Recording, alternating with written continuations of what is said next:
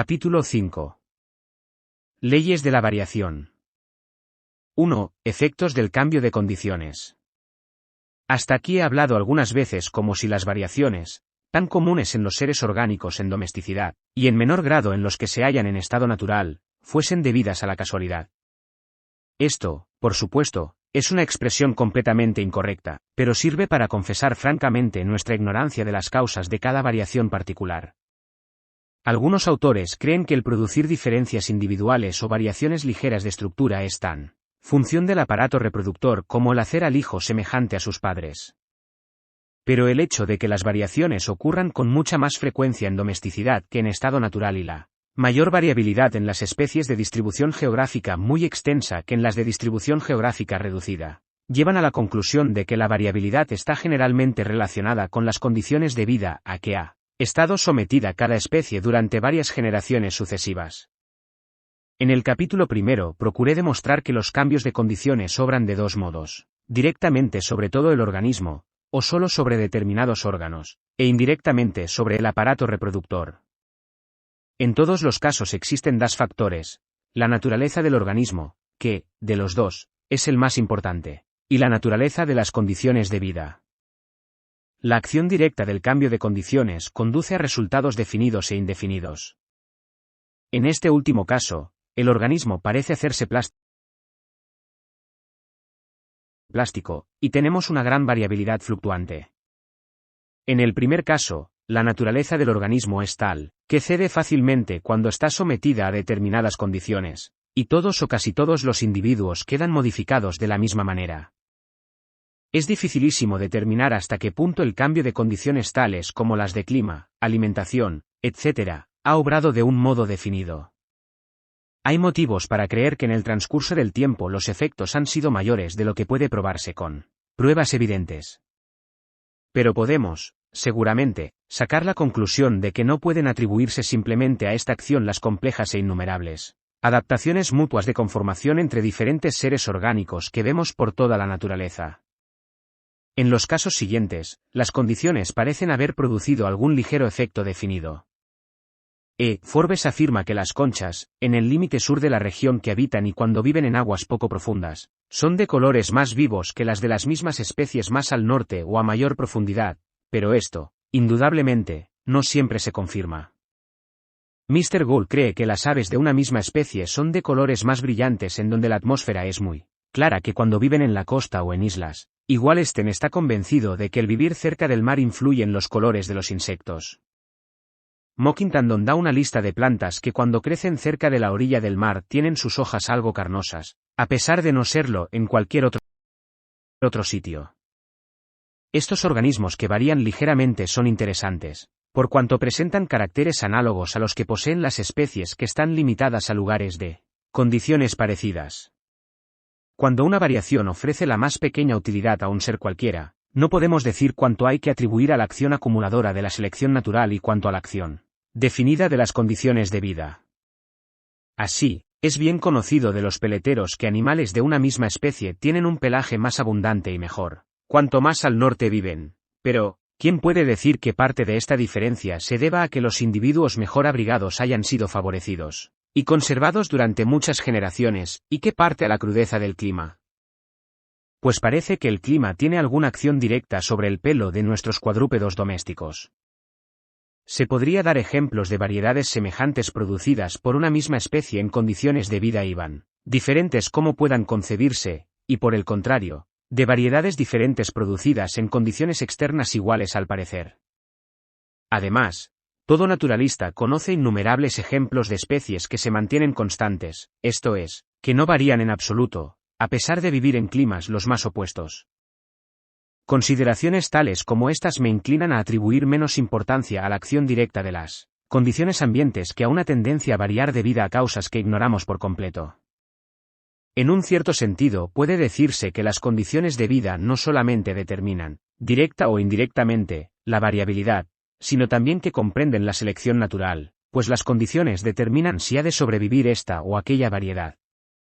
Pero cuando es el hombre el agente que selecciona vemos claramente que los dos elementos de modificación son distintos. La variabilidad está, en cierto modo, excitada, Pero es la voluntad del hombre la que acumula las variaciones en direcciones determinadas, y esta última acción es la que corresponde a la supervivencia de los más adecuados en estado natural.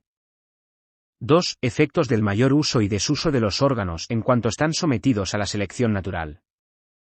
Por los hechos referidos en el capítulo primero, creo que no puede caber duda de que el uso ha fortalecido y desarrollado ciertos órganos en los animales domésticos, de que el desuso los ha hecho disminuir y de que estas modificaciones son hereditarias.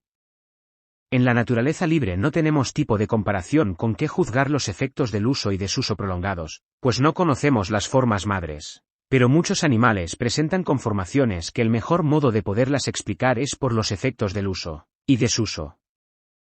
Como ha hecho observar el profesor Owen, no existe mayor anomalía en la naturaleza que la de que un ave no pueda volar, y, sin embargo, hay varias en este estado.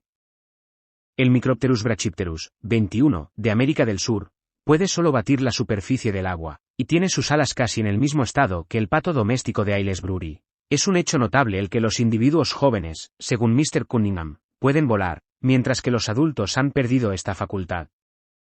Como las aves grandes que encuentran su alimento en el suelo rara vez echan a volar, excepto para escapar del peligro, es probable que el no tener casi alas varias aves que actualmente viven, o que vivieron recientemente, en varias islas oceánicas donde no habita ningún mamífero de presa haya sido producido por el desuso. Las avestruces, es verdad, viven en continentes y están expuestos a peligros de los que no pueden escapar por el vuelo, pero pueden defenderse de sus enemigos a patadas, con tanta eficacia como cualquier cuadrúpedo. Podemos creer que el antepasado de los avestruces tuvo costumbres parecidas a las de la avutarda, y que, a medida que fueron aumentando el tamaño y peso de su cuerpo en las generaciones sucesivas, usó más sus patas y menos sus alas, hasta que llegaron a ser inservibles para el vuelo. Kirby ha señalado, y yo he observado el mismo hecho, que los tarsos o pies anteriores de coleópteros coprófagos machos están frecuentemente rotos. Examinó 17 ejemplares de su propia colección, y en ninguno quedaba ni siquiera un resto de tarso. En el Onites epelis es tan habitual que los tarsos estén perdidos, que el insecto ha sido descrito como no teniéndolos. En algunos otros géneros, los tarsos se presentan, pero en estado rudimentario. En el Ateuchus, o escarabajo sagrado de los egipcios, faltan por completo. La prueba de que las mutilaciones accidentales pueden ser heredadas actualmente no es decisiva, pero los notables casos de efectos hereditarios de operaciones observados por Brown Sequard en los conejillos de Indias, nos obligan a ser prudentes en negar esta tendencia. Por consiguiente, quizás sea lo más seguro considerar la completa ausencia de tarsos anteriores en el Ateuchus y su condición rudimentaria en algunos otros géneros, no como casos de mutilaciones heredadas, sino como debidos a los efectos del prolongado desuso, pues, como muchos coleópteros coprófagos se encuentran generalmente con sus tarsos perdidos, esto tuvo que haber ocurrido al principio de su vida, por lo cual los tarsos no pueden ser de mucha importancia ni muy usados en estos insectos. En algunos casos podríamos fácilmente atribuir al desuso modificaciones de estructura debidas por completo, principalmente a la selección natural. Mr. Wallerstein ha descubierto el notable hecho de que 200 especies de coleópteros, entre las 550, hoy se conocen más, que viven en la isla de la Madera, tienen las alas tan deficientes que no pueden volar, y que, de 29 géneros endémicos, nada menos que 23 tienen todas sus especies en este estado.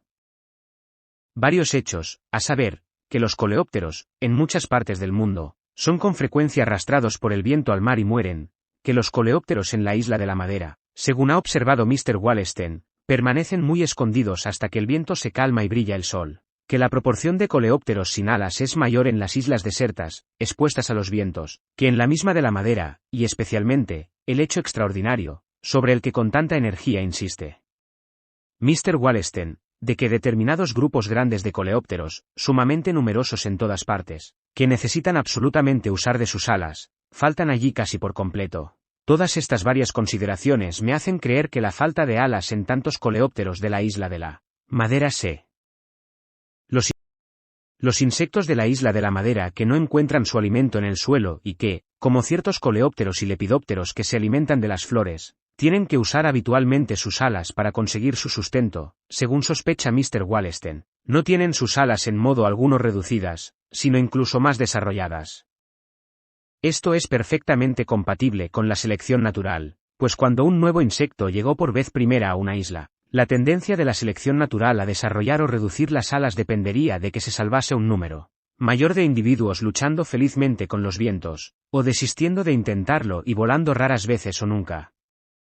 Es lo que ocurre con los marineros que naufragan cerca de una casta. Habría sido mejor para los buenos nadadores el haber podido nadar todavía más, mientras que habría sido mejor para los malos nadadores el que no hubiesen sabido nadar en absoluto y se hubiesen agarrado tenazmente a los restos del naufragio. Los ojos de los topos y de algunos roedores minadores son rudimentarios por su tamaño, y en algunos casos están por completo cubiertos por piel y pelos.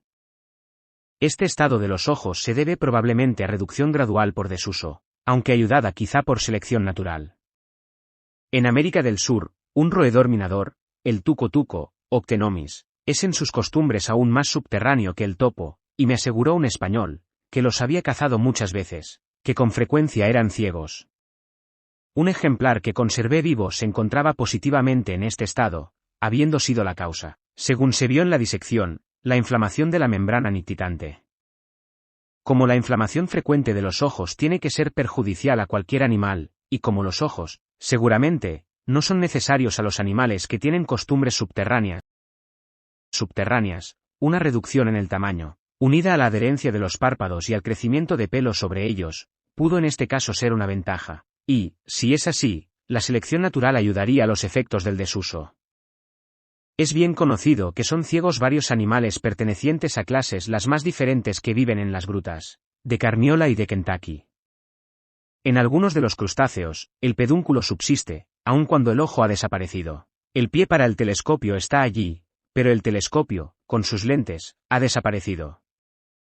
Como es difícil imaginar que los ojos, aunque sean inútiles, puedan ser en modo alguno perjudiciales a los animales que viven en la obscuridad, su pérdida ha de atribuirse al desuso. En uno de los animales ciegos, la rata de mina, Neotoma, 2 ejemplares del cual fueron capturados por el profesor Silliman a una media milla de distancia de la entrada de la cueva, y, por consiguiente, no en las mayores profundidades, los ojos eran lustrosos y de gran tamaño, y estos animales, según me informa el profesor Silliman, después de haber estado sometidos durante un mes aproximadamente a luz cada vez más intensa, adquirieron una confusa percepción de los objetos. Es difícil imaginar condiciones de vida más semejantes que las de las cavernas profundas de caliza de climas casi iguales, de modo que, según la antigua teoría de que los animales ciegos han sido creados separadamente para las cavernas de América y de Europa, habría de esperarse una estrecha semejanza en la organización y afinidades entre ellos. Pero no ocurre así. Ciertamente, si nos fijamos en el conjunto de ambas faunas, y por lo que se refiere solo a los insectos, Chiote ha hecho observar, no podemos, pues, considerar la totalidad del fenómeno de otro modo que como una cosa puramente local, y la semejanza que se manifiesta entre algunas formas de la cueva del mamut, en Kentucky, y de las cuevas de Carniola, más que como una sencillísima expresión de la analogía que existe, en general, entre la fauna de Europa y la de la América del Norte. En mi opinión, tenemos que suponer que los animales de América dotados en la mayor parte de los casos de vista ordinaria, emigraron lentamente, mediante generaciones sucesivas, desde el mundo exterior, a lugares cada vez más profundos de las cuevas de Kentucky, como lo hicieron los animales europeos en las cuevas de Europa. Tenemos algunas pruebas de esta gradación de costumbres, pues, como observa Chiote, consideramos, pues, las faunas subterráneas como pequeñas ramificaciones, que han penetrado en la tierra, procedentes de las faunas geográficamente limitadas de las comarcas adyacentes, y que a medida que se extendieron en la obscuridad se han acomodado a las circunstancias que las rodean. Animales no muy diferentes de las formas ordinarias preparan la transición de la luz a la obscuridad. Siguen luego los que están conformados para media luz, y, por último, los destinados a la obscuridad total, y cuya conformación es completamente peculiar. Estas observaciones de Chiote, entiéndase bien, no se refieren a una misma especie, sino a especies distintas. Cuando un animal ha llegado, después de numerosas generaciones, a los rincones más profundos, el desuso, según esta opinión, habrá atrofiado más o menos completamente sus ojos, y muchas veces la selección natural habrá efectuado otros cambios, como un aumento en la longitud de las antenas o palpos, como compensación de la ceguedad. A pesar de estas modificaciones, podíamos esperar el ver todavía en los animales cavernícolas de América afinidades con los otros habitantes de aquel continente, y en los de Europa, afinidades con los habitantes del continente europeo. Y así ocurre con algunos de los animales cavernícolas de América, según me dice el profesor Dana, y algunos de los insectos cavernícolas de Europa son muy afines a los del país circundante. Según la opinión común de su creación independiente, sería difícil dar una explicación racional de las afinidades de los animales cavernícolas ciegos con los demás habitantes de los dos continentes. Por la relación, bien conocida, de la mayor parte de las producciones podíamos esperar que serían muy afines algunos de los habitantes de las cuevas del mundo antiguo y del nuevo. Como una especie ciega de batiscias se encuentra en abundancia en rocas sombrías lejos de las cuevas, la pérdida de la vista en las especies cavernícolas de este género no ha tenido, probablemente, relación con la obscuridad del lugar en que viven, pues es natural que un insecto privado ya de vista tenga que adaptarse fácilmente a las obscuras cavernas. Otro género ciego, Anophthalmus, ofrece, según hace observar Mr. Murray, la notable particularidad de que sus especies no se han encontrado todavía en ninguna otra parte más que en las cuevas. Además, las que viven en las diferentes cuevas de Europa y América son distintas. Pero es posible que los progenitores de estas diferentes especies, cuando estaban provistos de ojos, pudieron extenderse por ambos continentes y haberse extinguido después, excepto en los retirados lugares donde actualmente viven.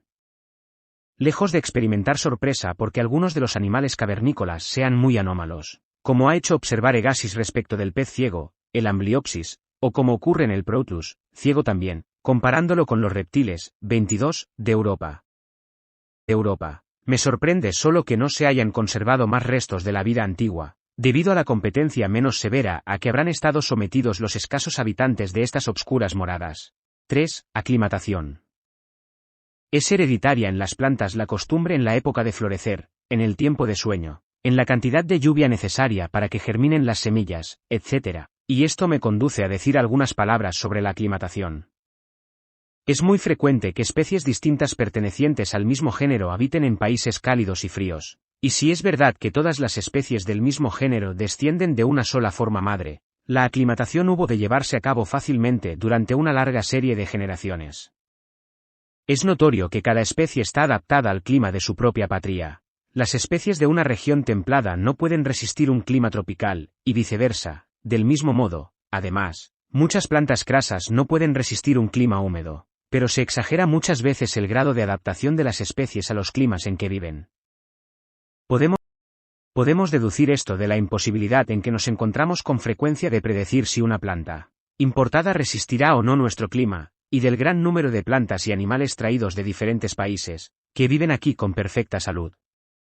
Tenemos motivos para creer que las especies en estado natural están estrictamente limitadas a las regiones que habitan por la competencia de otros seres orgánicos, tanto o más que por la adaptación a climas determinados.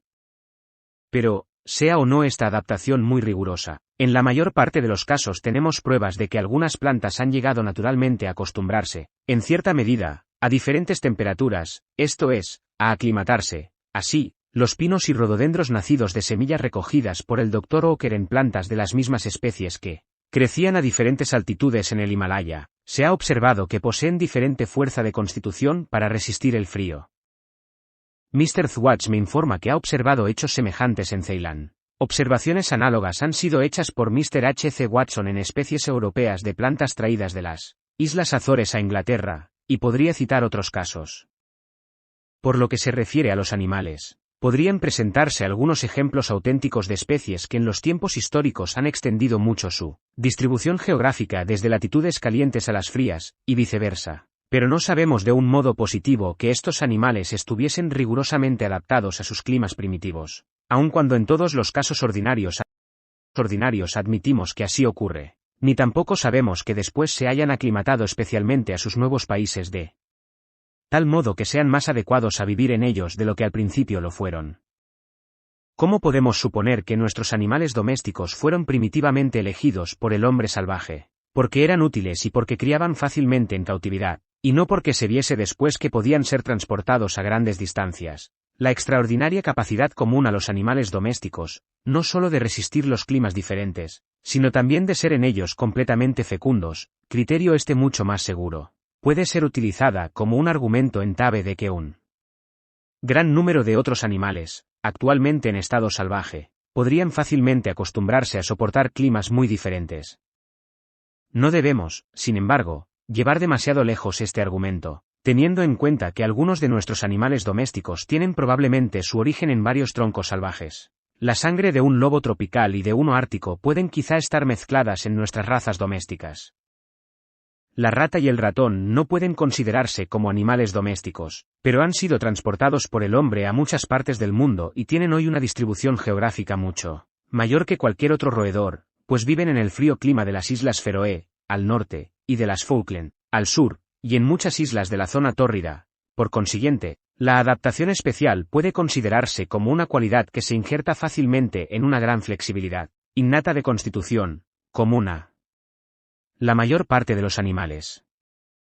Según esta opinión, la capacidad de resistir el hombre mismo y sus animales domésticos los climas más diferentes, y el hecho de que el elefante y el rinoceronte extinguidos hayan resistido en otro tiempo un clima glacial, mientras que las especies vivientes son todas tropicales o subtropicales, no deben considerarse como anomalías, sino como ejemplos de una flexibilidad muy común de constitución, puesta en acción en circunstancias especiales.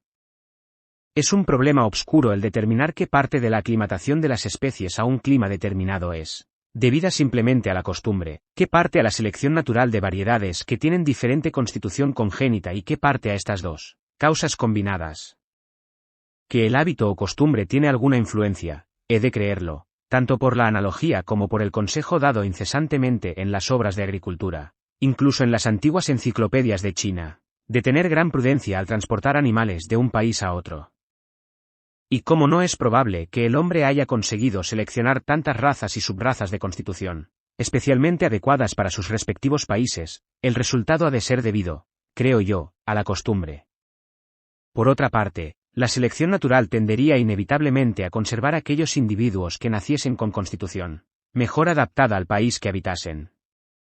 En tratados sobre muchas clases de plantas cultivadas se dice que determinadas variedades resisten mejor que otras ciertos climas. Esto se ve de un modo llamativo en obras sobre árboles frutales publicadas en los estados II, en las que se recomiendan habitualmente ciertas variedades para los estados del norte y otras para los del sur. Y como la mayor parte de las variedades son de origen reciente, no pueden deber a la costumbre sus diferencias de constitución. El caso de la pataca, que nunca se propaga en Inglaterra por la semilla, y de la cual, por consiguiente, no se han producido nuevas variedades, ha sido propuesto como prueba de que la aclimatación no puede realizarse, pues esta planta es ahora tan delicada como siempre lo fue. También el caso de la judía se ha citado frecuentemente con el mismo objeto y con mucho mayor fundamento. Pero no puede decirse que el experimento haya sido comprobado, hasta que alguien, durante una veintena de generaciones, siembre judías tan temprano que una gran parte sea destruida por el frío y recoja entonces semillas de las pocas plantas supervivientes, cuidando de evitar cruzamientos accidentales, y, con las mismas precauciones, obtenga de nuevo semilla de las plantas nacidas de aquellas semillas. Y no se suponga tampoco que no aparecen nunca diferencias en las plantitas de la judía, pues se ha publicado una nota acerca de que algunas plantitas son mucho más resistentes que otras, y de este hecho yo mismo he observado ejemplos notables.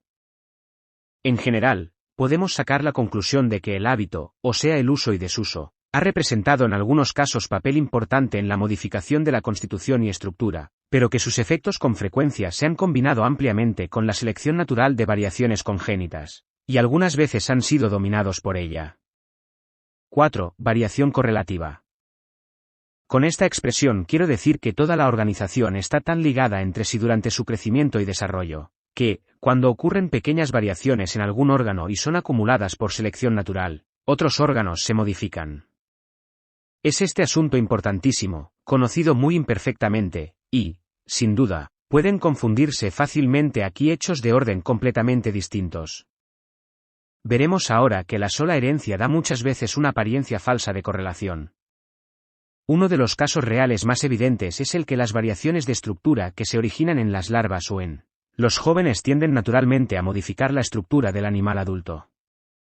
Las diferentes partes del cuerpo que son homólogas, y que al principio del periodo embrionario son de estructura idéntica, y que están sometidas necesariamente a condiciones semejantes, parecen propender mucho a variar del mismo modo. Vemos esto en los lados derecho e izquierdo del cuerpo, que varían de la misma manera, en los miembros anteriores y posteriores, y hasta en las mandíbulas y miembros que varían juntos, pues algunos anatómicos creen que la mandíbula inferior es homóloga de los miembros.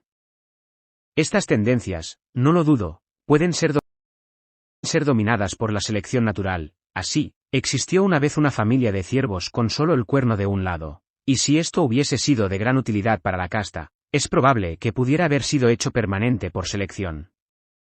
Los órganos homólogos, como ha sido señalado por algunos autores, tienden a soldarse, según se ve con frecuencia en plantas monstruosas, y nada más común que la unión de partes homólogas en estructuras normales, como la unión de los pétalos formando un tubo.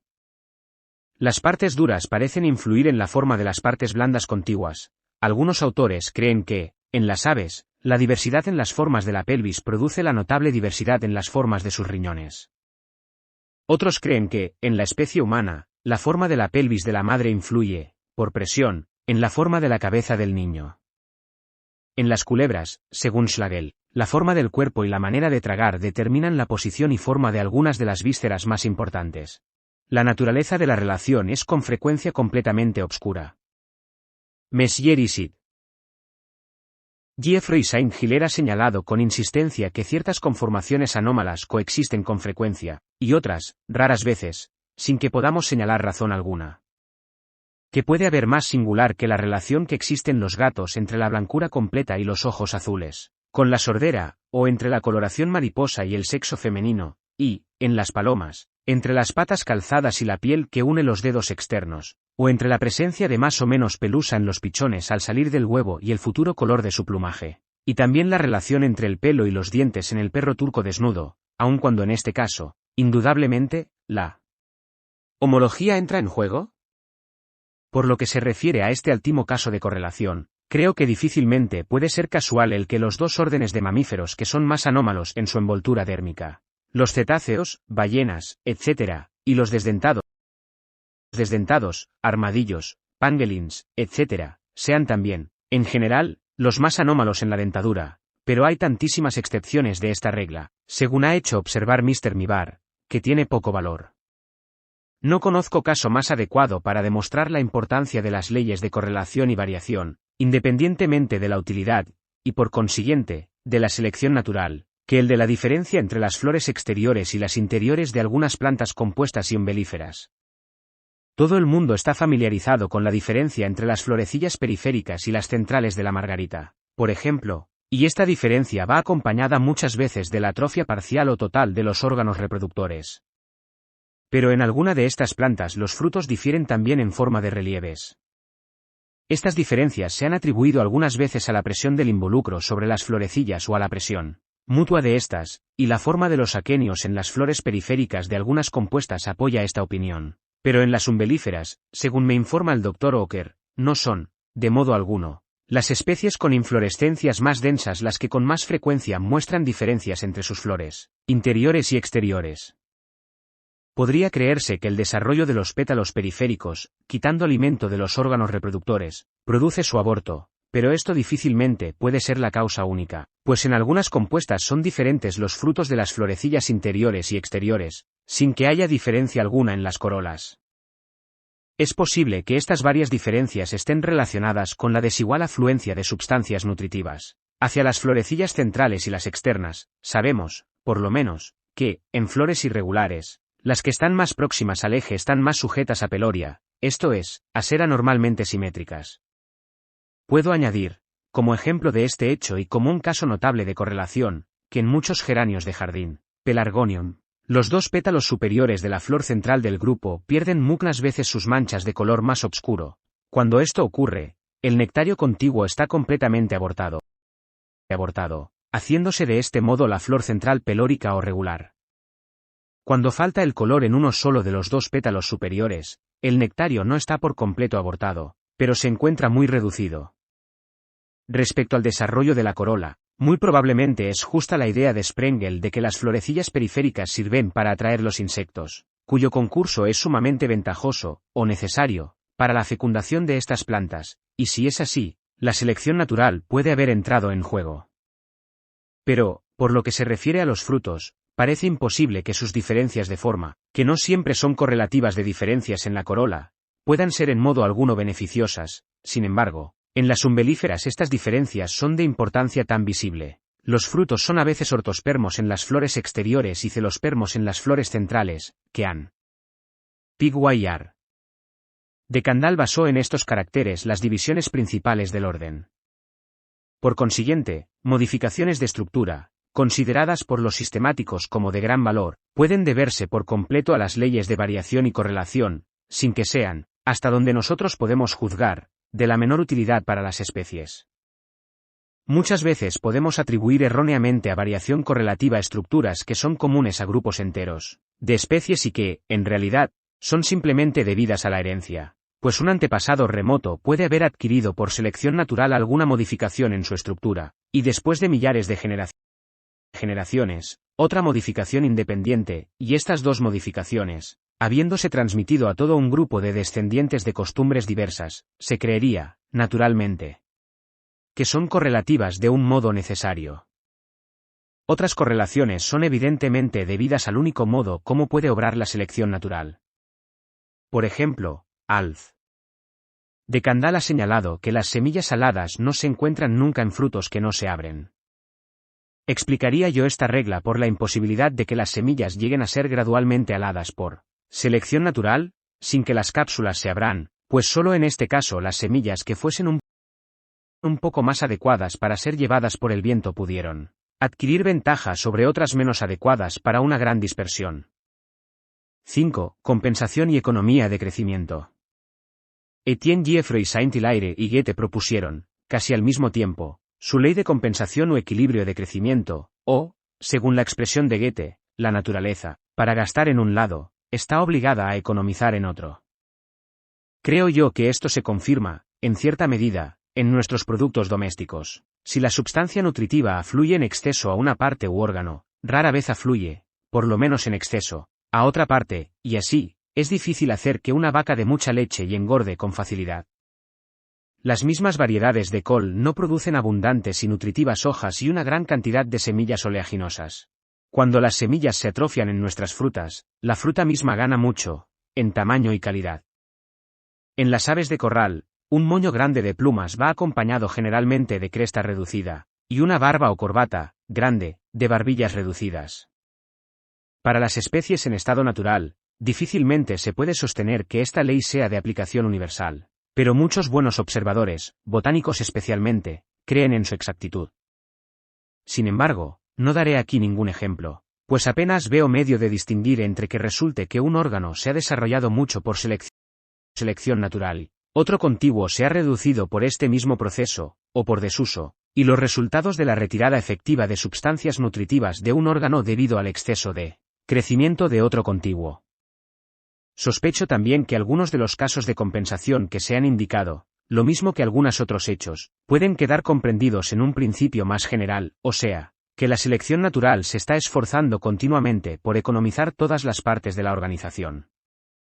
Si en nuevas condiciones de vida una estructura, antes útil, llega a ser lo menos, su disminución será favorecida, pues aprovechará al individuo no derrochar su aliento en conservar una estructura inútil. Solamente así puedo comprender un hecho que me llamó mucho la atención cuando estudiaba los cirrípedos, y del que podrían citarse muchos ejemplos parecidos. O sea que cuando un cirrípedo es parásito en el interior de otro cirrípedo, y está de este modo protegido, pierde más o menos por completo su propia concha o caparazón.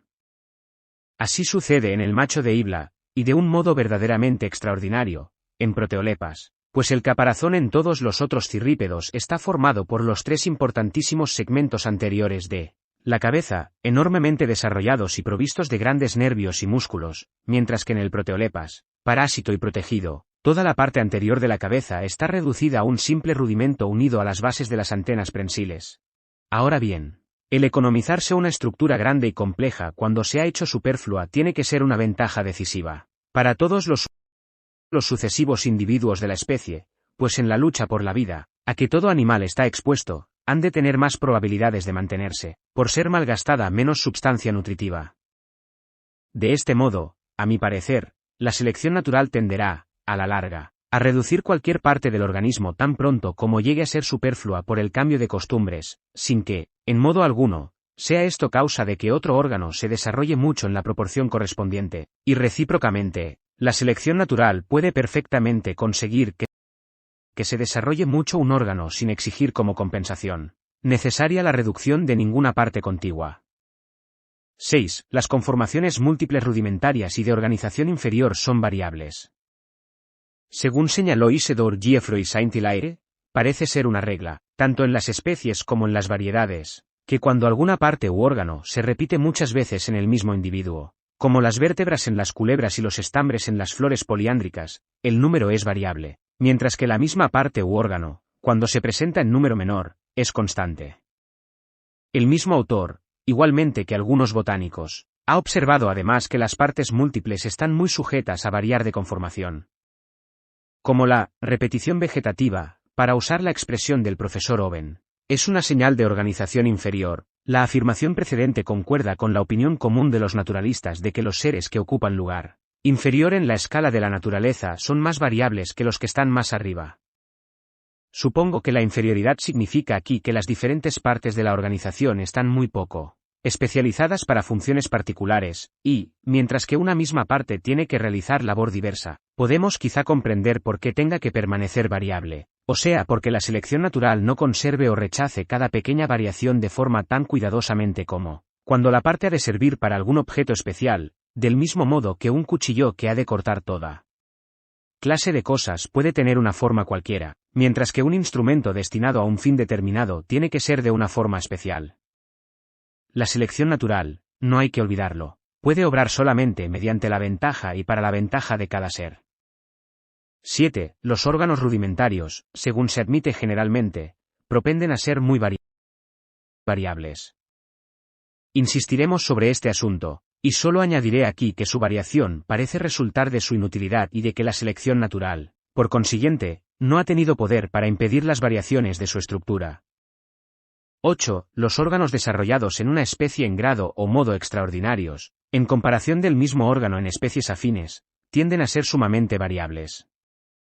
Hace algunos años me llamó mucho la atención una observación hecha por Mr. Waterhouse sobre el hecho anterior. El profesor Owen también parece haber llegado a una conclusión casi igual. No hay que esperar el intentar convencer a nadie de la verdad de la proposición precedente sin dar la larga serie de hechos que he reunido y que no pueden exponerse aquí. Puedo únicamente manifestar mi convicción de que es esta una regla muy general. Sé que existen diversas causas de error, mas espero que me he hecho bien cargo de ellas. Ha de entenderse bien que la regla en modo alguno se aplica a ningún órgano, aun cuando esté extraordinariamente desarrollado, si no lo está en una o varias especies, en comparación con el mismo órgano en muchas especies afines. Así, el ala del murciélago es una estructura anómala en la clase de los mamíferos, pero la regla no se aplicaría en este caso, pues todo el grupo de los murciélagos posee alas. Se aplicaría solo si alguna especie tuviese alas desarrolladas de un modo notable en comparación con las otras especies del mismo género. La regla se aplica muy rigurosamente en el caso de los caracteres sexuales secundarios cuando se manifiestan de modo extraordinario. La expresión caracteres sexuales secundarios empleada por Hunter se refiere a los caracteres que van unidos a un sexo, pero no están relacionadas directamente con el acto de la reproducción. La regla se aplica a machos y hembras, pero con menos frecuencia a las hembras, pues éstas ofrecen pocas veces caracteres sexuales secundarios notables. El que la regla se aplique tan claramente en el caso de los caracteres sexuales secundarios puede ser debido a la gran variabilidad de estos caracteres, manifiéstense o no de modo extraordinario, hecho del que creo que apenas puede caber duda. Pero que nuestra regla no está limitada a los caracteres sexuales secundarios se ve claramente en el caso de los cirrípedos hermafroditas. Cuando estudiaba yo este orden presté particular atención a la observación de Mr. Waterhouse, y estoy plenamente convencido de que la regla casi siempre se confirma. En una obra futura daré una lista de todos los casos más notables. Aquí citaré solo uno, porque sirve de ejemplo de la regla en su aplicación más amplia.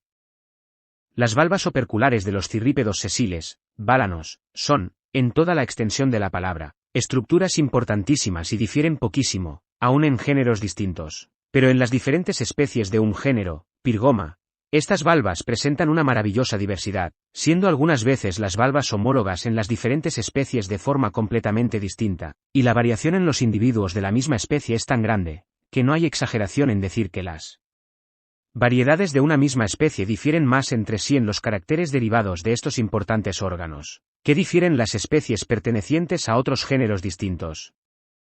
Como en las aves los individuos de una misma especie que viven en el mismo país varían poquísimo, he prestado a ellos particular atención, y la regla parece ciertamente confirmarse en esta clase. No he podido llegar a comprobar si la regla se aplica a las plantas, y esto me haría vacilar seriamente en mi creencia en su exactitud, si la gran variabilidad de las plantas no hubiese hecho especialmente difícil comparar sus grados relativos de variabilidad. Cuando vemos una parte u órgano desarrollado en un grado o modo notables en una especie, la presunción razonable es que el órgano o parte es de suma importancia para esta especie, y, sin embargo, en este caso está muy sujeto a variación. ¿Por qué ha de ser así? Según la teoría de que cada especie ha sido creada independientemente, con todas sus partes tal como ahora las vemos, no puedo hallar explicación alguna, pero con la teoría de que grupos de especies descienden de otras especies y han sido modificados por la selección natural, creo que podemos conseguir alguna luz. Permítaseme hacer primero algunas observaciones preliminares. Si en los animales domésticos cualquier parte de animal, o el animal entero, son desatendidos y no se ejerce selección alguna, esta parte, por ejemplo, la cresta de la gallina Dorking, o toda la raza, cesará de tener carácter uniforme, y se puede decir que la raza degenera.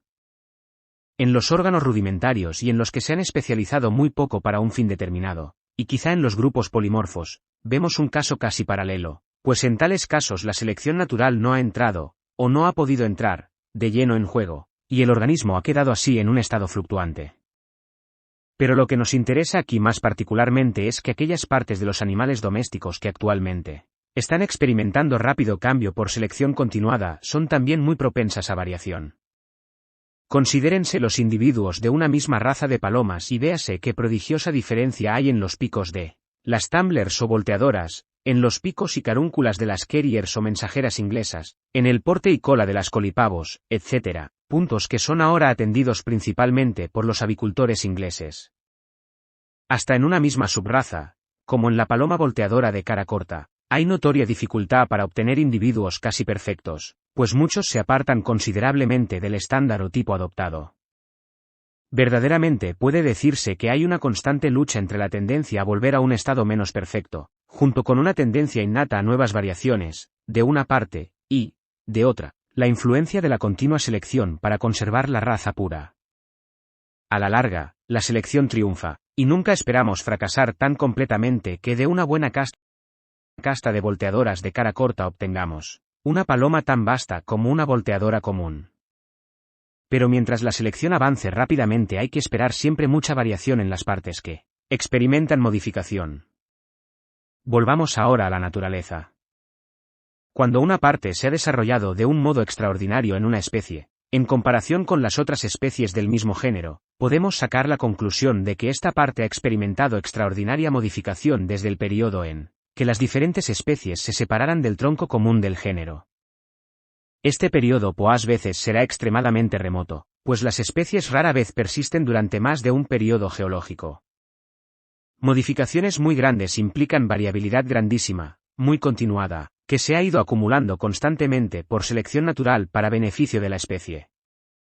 Pero como la variabilidad del órgano o parte extraordinariamente desarrollados ha sido tan grande y continuada, dentro de un periodo no demasiado remoto, tenemos que esperar encontrar todavía, por regla general, más variabilidad en estas partes que en otras del organismo que han permanecido casi constantes durante un periodo mucho más largo, y yo estoy convencido de que ocurre así. No veo razón para dudar de que la lucha entre la selección natural, de una parte, y la tendencia a reversión y la variabilidad, de otra, cesarán con el transcurso del tiempo, y que los órganos más extraordinariamente desarrollados pueden hacerse constantes. Por consiguiente, cuando un órgano, por anómalo que sea, se ha transmitido, aproximadamente en el mismo estado, a muchos descendientes modificados, como en el caso del ala del murciélago, tiene que haber existido, según nuestra teoría, durante un inmenso periodo, casi en el mismo estado, y de este modo, ha llegado a no ser más variable que cualquier otra estructura. Solo en estos casos, en los cuales la modificación ha sido relativamente reciente y extraordinariamente grande, debemos esperar encontrar la variabilidad generativa, como puede llamársele, presente todavía en sumo grado, pues, en este caso, la variabilidad raras veces habrá sido fijada todavía por la selección continuada de los individuos que varíen, del modo y en el grado requeridos y por la exclusión continuada de los que tiendan a volver a un estado anterior, y menos modificado. 9. Los caracteres específicos son más variables que los caracteres genéricos. El principio discutido bajo el epígrafe anterior puede aplicarse a la cuestión presente. Es evidente que los caracteres específicos son mucho más variables que los genéricos. Explicaré con un solo ejemplo lo que esto quiere decir. Si en un género grande de plantas unas especies tuviesen las flores azules y otras las flores rojas, el color sería un carácter solamente específico y nadie se extrañaría de que una de las especies azules se convirtiese en roja, o viceversa, pero si todas las especies tuviesen flores azules, el color pasaría a ser un carácter genérico, y su variación sería un hecho más extraordinario.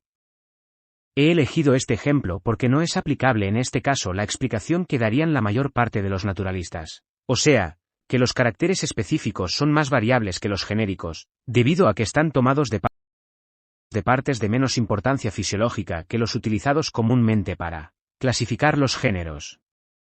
Creo que esta explicación es, en parte, exacta, aunque solo de un modo indirecto. Como quiera que sea, insistiré sobre este punto en el capítulo sobre la clasificación.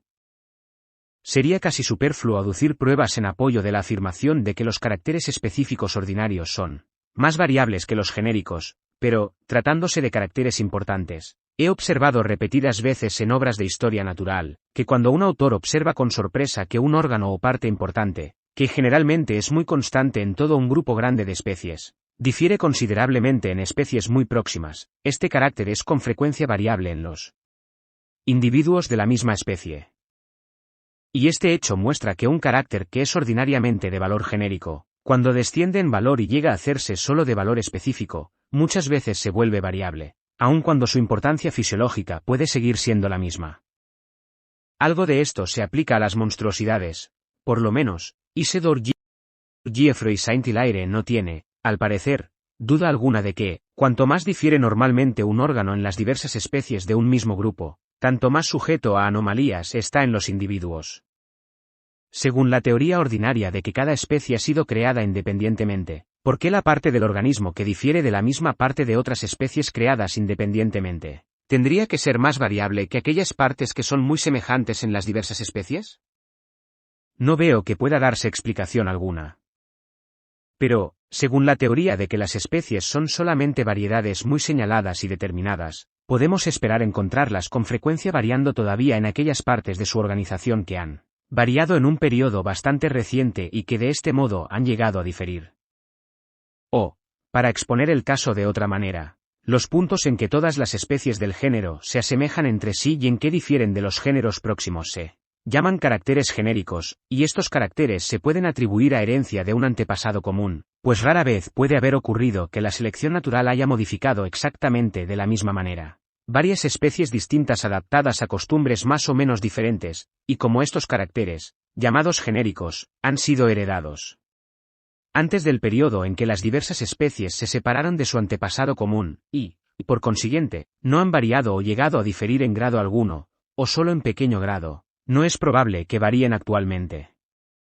Por el contrario, los puntos en que unas especies difieren de otras del mismo género se llaman caracteres específicos, y como estos caracteres específicos han variado y llegado a diferir desde el periodo en que las especies se separaron del antepasado común, es probable que con frecuencia sean todavía variables en algún grado, por lo menos, más variables que aquellas partes del organismo que han permanecido constantes durante un periodo larguísimo.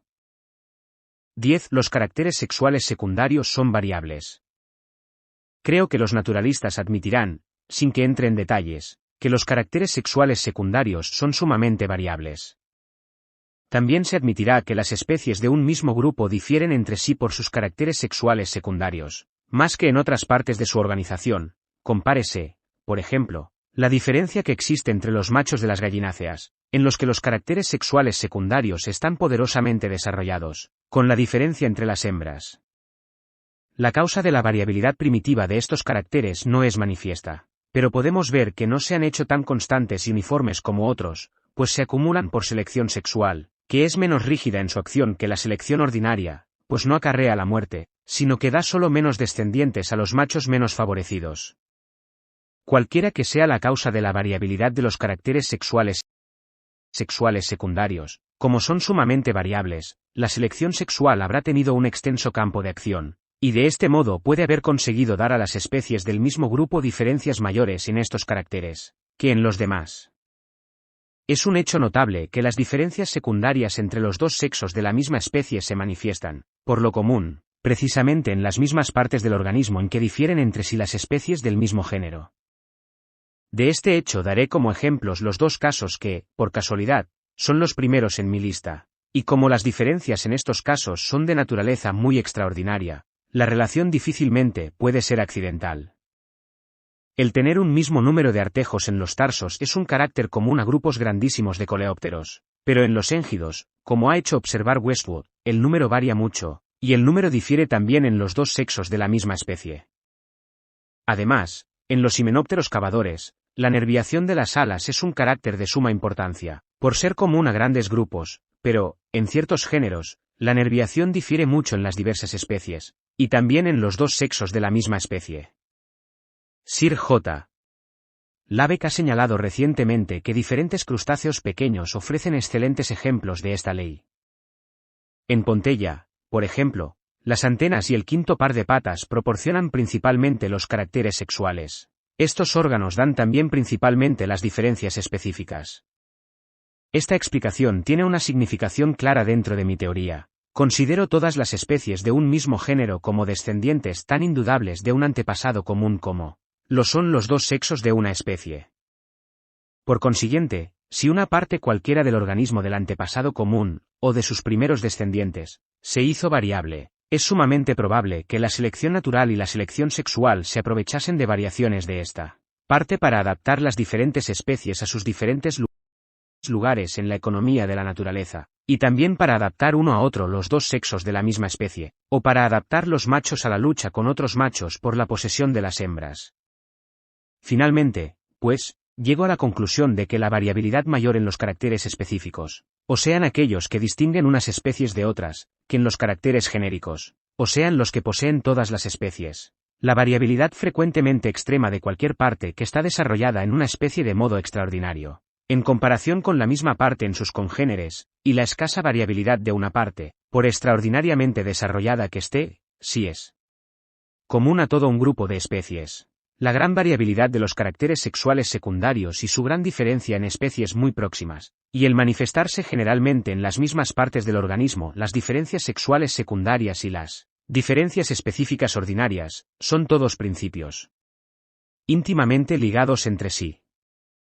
Todos ellos se deben a que las especies del mismo grupo descienden de un antepasado común, del cual han heredado mucho en común, a qué partes que han variado mucho, y recientemente, son más a propósito para continuar todavía variando que partes que han sido heredadas hace mucho tiempo y no han variado, a que la selección natural ha dominado, más o menos completamente, según el tiempo transcurrido, la tendencia a reversión y a ulterior variabilidad, a que la selección sexual es menos rígida que la ordinaria, y a que las variaciones en las mismas partes se acumulan por selección natural y sexual y se han adaptado de este modo a los fines sexuales secundarios y a los ordinarios. Estas proposiciones se comprenderán más fácilmente fijándonos en las razas domésticas. Las razas más diferentes de palomas, en países muy distantes, presentan subvariedades con plumas vueltas en la cabeza y con plumas en los pies, caracteres que no posee la paloma silvestre, Columba libia, siendo estas, pues, variaciones análogas en dos o más razas distintas. La presencia frecuente de 14 y aún 16 plumas rectrices en la paloma buchona puede considerarse como una variación que representa la conformación normal de otra raza, la colipavo. Creo que nadie dudará de que todas estas variaciones análogas se deben a que las diferentes ramas de palomas han heredado de un antepasado común la misma constitución y tendencia a variar cuando obran sobre ellas influencias semejantes desconocidas. En el reino vegetal tenemos un caso análogo de variación en los tallos engruesados, comúnmente llamados raíces, del nabo de Suecia y del arutebague, plantas que algunos botánicos consideran como variedades producidas por cultivo, descendientes de un antepasado común. Si esto no fuese así, sería entonces un caso de variación análoga en dos pretendidas especies distintas, y a estas podría añadirse una tercera, el nabo común. Según la teoría ordinaria de que cada especie ha sido creada independientemente, tendríamos que atribuir esta semejanza en los tallos engruesados de estas tres plantas, no al haber a causa de la comunidad de descendencia y a la consiguiente tendencia a variar de modo semejante, sino a tres actos de creación separados, aunque muy relacionados. Naudin ha observado muchos casos semejantes de variación análoga en la extensa familia de las cucurbitáceas, y diferentes autores los han observado en nuestros cereales. Casos semejantes que se presentan en insectos en condiciones naturales han sido discutidos con gran competencia por Mr. Walsh, quien los ha agrupado en su ley de variabilidad uniforme. En las palomas también tenemos otro caso, el de la aparición accidental, en todas las razas, de individuos de color azul de pizarra, con dos fajas negras en las alas, con la parte posterior del lomo blanca, una faja en el extremo de la cola, y las plumas exteriores de esta orladas exteriormente de blanco junto a su arranque. Como todas estas señales son características de la paloma silvestre progenitora, creo que nadie dudará de que este es un caso de reversión y no de una nueva variación análoga que aparece en diferentes castas. Creo que podemos llegar confiadamente a esta conclusión, porque hemos visto que estos caracteres de color propenden mucho a aparecer en la descendencia cruzada de dos razas distintas y de coloraciones diferentes, y en este caso, aparte de la influencia del simple hecho del cruzamiento sobre las leyes de la herencia, nada hay en las condiciones externas de vida que motive la reaparición del color azul de pizarra con las varias señales. Indudablemente, es un hecho muy sorprendente que los caracteres reaparezcan después de haber estado perdidos durante muchas generaciones, probablemente, durante centenares de ellas. Pero cuando una raza se ha cruzado solo una vez con otra, los descendientes muestran accidentalmente una tendencia a volver a los caracteres de la raza extraña por muchas generaciones. Algunos dicen que durante una docena o hasta una veintena. Al cabo de 12 generaciones, la porción de sangre, para emplear la expresión vulgar, procedente de un antepasado es tan solo 1/2048. Sin embargo, como vemos, se cree generalmente que la tendencia a reversión es conservada por este resto de sangre extraña. En una casta no cruzada, pero en la cual ambos progenitores hayan perdido algún carácter que sus antepasados poseyeron, la tendencia, enérgica o débil, a reproducir el carácter perdido puede transmitirse durante un número casi ilimitado de generaciones, según se hizo observar antes, a pesar de cuanto podamos ver en contrario. Cuando un carácter perdido en una raza reaparece después de un gran número de generaciones, la hipótesis más probable no es que un individuo, de repente, se parezca a un antepasado del que dista algunos centenares de generaciones, sino que el carácter en cuestión ha permanecido latente en todas las generaciones sucesivas, y que, al fin, se ha desarrollado en condiciones favorables desconocidas. En la paloma bar, por ejemplo, que rara vez da individuos azules, es probable que haya en cada generación una tendencia latente a producir plumaje azul. La improbabilidad teórica de que esta tendencia se transmita durante un número grande de generaciones no es mayor que la de que se transmitan de igual modo órganos rudimentarios o completamente inútiles. La simple tendencia a producir un rudimento se hereda, en verdad, algunas veces de este modo. Como se supone que todas las especies del género descienden de un progenitor común, se podría esperar que variasen accidentalmente de una manera análoga, de modo que las variedades de dos o más especies se asemejasen entre sí, o que una variedad de una especie se asemejase en ciertos caracteres a otra especie distinta, no siendo esta otra especie, según nuestra teoría, más que una variedad permanente y bien marcada. Pero los caracteres debidos exclusivamente a variaciones análogas serían probablemente de poca importancia, pues la conservación de todos los caracteres funcionalmente importantes habrá sido determinada por la selección natural, según las diferentes costumbres de la especie. Se podría además esperar que las especies del mismo género presentasen de vez en cuando reversiones a caracteres perdidos desde mucho tiempo. Sin embargo, como no conocemos el antepasado común de ningún grupo natural, no podemos distinguir los caracteres debidos a variación análoga y los debidos a reversión.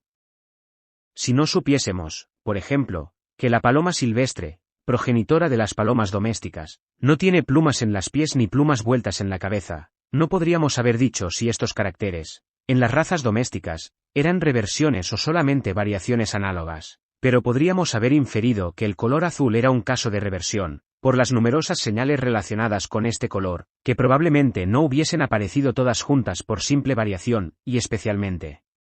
Podríamos haber inferido esto por aparecer con tanta frecuencia el color azul y las diferentes señales cuando se cruzan razas de diferente color.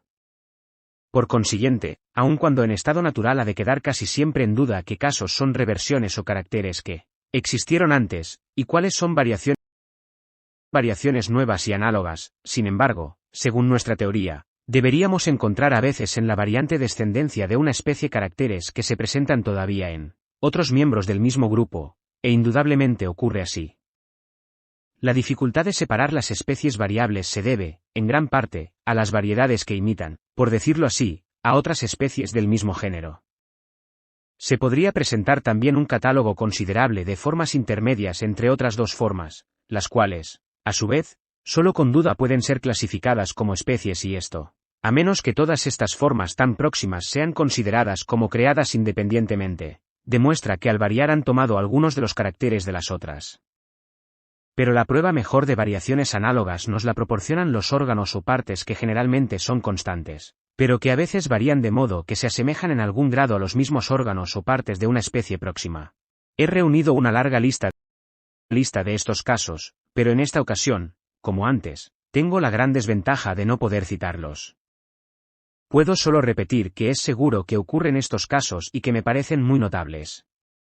Citaré, sin embargo, un caso complejo y curioso, no ciertamente porque presente ningún carácter importante, sino porque se presenta en diferentes especies del mismo género, unas, domésticas, otras, en estado natural. Casi con seguridad, se trata de un caso de reversión. El asno tiene a veces en las patas rayas transversales muy distintas, como las de las patas de la cebra. Se ha afirmado que son muy visibles mientras es pequeño, y por averiguaciones que he hecho, creo que esto es exacto. La raya de la espaldilla, o raya escapulares, a veces doble, y es muy variable en extensión y contorno. Se ha descrito un asno blanco, pero no albino, sin raya escapular ni dorsal, y estas rayas son a veces muy confusas o faltan por completo en los asnos de color obscuro. Se dice que se ha observado el culán de Payas con la raya escapular doble. Mr. Blythe ha visto un ejemplar de Mion con una clara raya escapular, aun cuando típicamente no la tiene, y el coronel Pole me ha confirmado que los potros de esta especie generalmente son rayados en las patas y, débilmente en la espaldilla. El quagga, aunque tiene el cuerpo tan listado como la cebra, no tiene rayas en las patas, pero el profesor Gray ha dibujado un ejemplar con rayas como de cebra muy visibles en los corvejones. Respecto al caballo, he reunido casos en Inglaterra de raya dorsal en caballos de razas las más diferentes y de todos colores. Las rayas transversales en las patas no son raras en los bayos, 23, en los pelo de rata. En un caso, las he observado en un alazán oscuro. Una débil raya dorsal se puede observar algunas veces en los bayos, y he visto indicios en un caballo castaño. Mi hijo examinó cuidadosamente e hizo para mí un dibujo de un caballo de tiro belga bayo, con raya doble en cada espaldilla y con patas rayadas. Yo mismo he visto una jaca de Devonshire baya, y me han descrito cuidadosamente una yecuite galesa baya, ambos con 3 rayas paralelas en cada espaldilla. En la región noroeste de la India, la raza de caballos de Cativar es tan general que tenga rayas, que, según me dice el coronel Pole, que examinó esta casta para el gobierno de la India, un caballo sin rayas no es considerado como puro. La raya dorsal existe siempre, las patas, generalmente, son listadas, y la raya escapular, que a veces es doble y a veces triple, existe por lo común. Además, los lados de la cara tienen a veces rayas. Frecuentemente, las rayas son más visibles en los potros, a veces desaparecen por completo en los caballos viejos. El coronel Pole ha visto caballos de Cativar, tanto tordos como castaños, con rayas desde el momento de su nacimiento. Tengo también fundamento para suponer, por noticias que me ha dado Mr. W.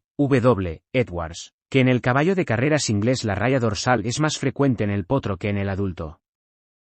Recientemente, yo mismo he obtenido un potro de una yegua castaña, hija de un caballo turcomano y una yegua flamenca, y un caballo de carreras inglés castaño. Este potro, cuando tenía una semana, presentaba en su cuarto trasero y en su frente rayas numerosas, muy estrechas, obscuras, como las de la cebra, y sus patas tenían rayas débiles. Todas las rayas desaparecieron pronto por completo. Sin entrar aquí en más detalles, Puedo decir que he reunido casos de patas y espaldillas con rayas en caballos de razas muy diferentes, de diversos países, desde Inglaterra hasta el oriente de China, y desde Noruega, al norte, hasta el archipiélago malayo, al sur. En todas las partes del mundo estas rayas se presentan con mucha más frecuencia en los bayos y en los pelo de rata, comprendiendo con la palabra bayos una gran serie de colores, desde un color entre castaño y negro hasta acercarse mucho al color de crema. Sé que el coronel Hamilton Smith, que ha escrito sobre este asunto, cree que las diferentes razas del caballo han descendido de diversas especies primitivas, una de las cuales, la baya, tenía rayas, y que los casos de aparición de estas antes descritos son todos debidos a cruzamientos antiguos con el tronco bayo. Pero esta opinión puede desecharse con seguridad, pues es sumamente improbable que el pesado caballo belga de tiro, la jaca galesa, el cab noruego, la descarnada raza de Cativar, etc., que viven en partes las más distintas del mundo, hayan sido cruzados con un supuesto tronco primitivo. Volvamos ahora a los efectos del cruzamiento de diferentes especies del género caballo. Rowling asegura que la mula común, procedente de asno y yegua, propende especialmente a tener rayas en sus patas, según Mr. Gass, en algunas partes de los Estados Unidos, de cada 10 mulas, 9 tienen las patas listadas. Una vez vi una mula con las patas tan listadas, que cualquiera hubiese creído que era un híbrido de cebra, y Mr. W. C. Martin, en su excelente tratado del caballo, ha dado un dibujo de una mula semejante. En 4 dibujos en color que he visto de híbridos de asno y cebra, las patas estaban mucho más visiblemente listadas que el resto del cuerpo, y en uno de ellos había una raya doble en la espaldilla. En el caso del famoso híbrido de Lord Morton, nacido de una yegua alazana obscura y un cuaga macho, el híbrido, y aún la cría pura producida después por la misma yegua y un caballo árabe negro, tenían en las patas rayas mucho más visibles que en el mismo cuaga puro. Por último, y este es otro caso importantísimo, el Dr. Gray ha representado un híbrido de asno y emión, y me comunica que conoce otro caso, y este híbrido, aun cuando el asno solo a veces tiene rayas en las patas, y el emión no las tiene nunca y ni siquiera tiene raya escapular, tenía, sin embargo, las 4 patas con rayas y además 3 rayas cortas en las espaldillas, como las de las jacas bayas galesas y de Devonshire, y hasta tenía a los lados de la cara algunas rayas como las de la cebra. Acerca de este último hecho estaba yo tan convencido de que ni una seda raya de color aparece por lo que, comúnmente se llama casualidad, que la sola presencia de estas rayas de la cara en este híbrido de asno y emión me llevó a preguntar al coronel Pole si estas rayas en la cara se presentaban alguna vez en la raza de Cativar eminentemente rayada, y la respuesta, como hemos visto, fue afirmativa. Ahora bien, ¿qué diremos de estos diferentes hechos? Vemos varias especies distintas del género caballo que, por simple variación, presentan rayas en las patas como una cebra, y rayas en el lomo como un asno. En el caballo vemos esta tendencia muy marcada siempre que aparece un color bayo, color que se acerca al de la coloración general de las otras especies del género. La aparición de rayas no va acompañada de cambio alguno de forma ni de ningún otro carácter nuevo. Esta tendencia a presentar rayas se manifiesta más intensamente en híbridos de algunas de las especies más distintas. Examinemos ahora el caso de las diferentes razas de palomas, descienden de una especie de paloma, incluyendo 2 o 3 subespecies o razas geográficas, de color azulado con determinadas fajas y otras señales, y cuando una casta cualquiera toma por simple variación color azulado, estas listas y señales reaparecen invariablemente, sin ningún otro cambio de forma o de caracteres. Cuando se cruzan las razas más antiguas y constantes de diversos colores, vemos en los híbridos una poderosa tendencia al color azul y a la reaparición de las listas y señales. He sentado que la hipótesis más probable para explicar la reaparición de caracteres antiquísimos es que en los jóvenes de las sucesivas generaciones existe una tendencia a presentar el carácter perdido desde hace mucho tiempo, y que esta tendencia, por causas desconocidas algunas veces, prevalece. Y acabamos de ver que en diferentes especies del género caballo las rayas son más manifiestas, o aparecen con más frecuencia, en los jóvenes que en los adultos. Llamemos especies a las razas de palomas, algunas de las cuales han criado sin variación durante siglos, y, ¿qué paralelo resulta este caso del de las especies del género caballo? Por mi parte, me atrevo a dirigir confiadamente la vista a miles y miles de generaciones atrás, y veo un animal listado como una cebra, aunque, por otra parte, construido quizá de modo muy diferente, antepasado común del caballo doméstico, haya descendido o no de uno o más troncos salvajes, del asno, del emión, del cuaga y de la cebra. El que crea que cada especie equina fue creada independientemente afirmará, supongo yo, que cada especie ha sido creada con tendencia a variar, tanto en la naturaleza como en domesticidad, de este modo especial, de manera que con frecuencia se presente con rayas, como las otras especies del género, y que todas han sido creadas con poderosa tendencia, cuando se cruzan con especies que viven en puntos distantes del mundo, a producir híbridos que por sus rayas se parecen, no a sus propios padres, sino a otras especies del género. Admitir esta opinión es, a mi parecer, desechar una causa real por otra imaginaria, o, por lo menos, por otra desconocida. Esta opinión convierte las obras de Dios en una pura burla y engaño. Casi preferiría yo creer, con los antiguos e ignorantes cosmogonistas, que las conchas fósiles no han vivido nunca, sino que han sido creadas de piedra para imitar las conchas que viven en las orillas del mar.